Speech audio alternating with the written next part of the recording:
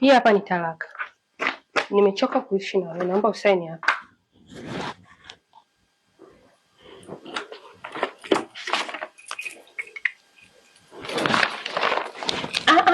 Subiri kwanza.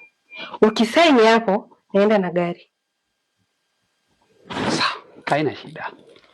Wewe hebu subiri kwanza. Ukisaini hapo, hii nyumba pia itakuwa ya kwangu. Sawa, haina shida. Hivyo wewe, hebu subiri. Ukisaini kwenye hiyo talaka, zile hela ambazo zipo benki pia ni za kwangu. Sawa, haina shida.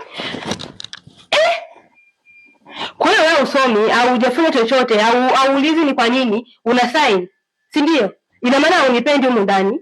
Si naambia lakini unataka tu. Kwa hiyo unipendi huko ndani. Na kama jipendekeza, haya nishajua malengo yako. Na nitaanza kuishi na wewe kwa makini. Maana na nimegundua kuwa unipendi. Utanifuatilia. Wewe mimi nilikuahidi nitafanya unachotaka. Usongeacha ni saini tu.